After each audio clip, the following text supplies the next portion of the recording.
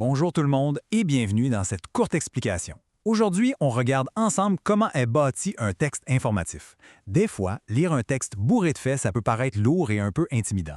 Mais la petite astuce, c'est de l'imaginer exactement comme le plan de construction d'une maison. On va voir que c'est pas si compliqué. Alors, pourquoi comparer un texte à une maison? Eh bien, c'est bien simple. Une maison sans bonne fondation, sans mur solide, puis sans toit, ça va finir par s'écrouler, n'est-ce pas?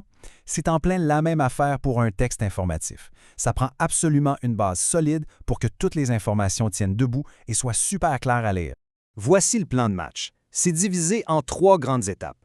En premier, l'introduction. Ça, c'est nos fondations. C'est là qu'on vient couler le béton pour installer notre sujet principal. Ensuite, on a le développement.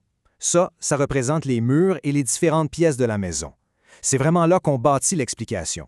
Et pour finir, la conclusion. Elle agit exactement comme un toit. Ça vient fermer la bâtisse pour bien protéger et résumer le tout. Là, dans la section du développement, on croise souvent un gros mot, l'aspect. C'est quoi ça, un aspect? C'est le thème général d'une partie du texte. Si on garde l'idée de notre maison, un aspect, c'est tout simplement une pièce en particulier. Mettons, dans la cuisine, on parle de nourriture. Dans le garage, on parle de voiture. Bref, un aspect, ça sert à organiser le texte en blocs bien logiques pour être certain de jamais mélanger nos informations. Sortons un peu de la théorie et regardons un vrai exemple avec le texte sur Poenegamook. Nos fondations, notre sujet principal, c'est la région de Poenegamook elle-même. Ensuite, on rentre dans une pièce, notre fameux aspect, on y parle de ses attraits naturels.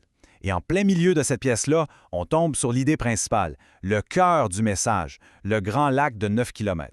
Sans cette grande idée-là, la pièce perd son utilité. Mais on s'entend. Une pièce, on laisse pas ça vide. Faut l'aménager, faut mettre des meubles. C'est exactement le rôle des idées secondaires. Ce sont les petits détails, les exemples ou les preuves. Pour bien décrire notre idée principale sur le gros lac, on vient rajouter nos meubles, la belle plage de sable fin, la baignade et les sports nautiques. Ce sont tous ces détails qui rendent notre idée principale claire et évidente.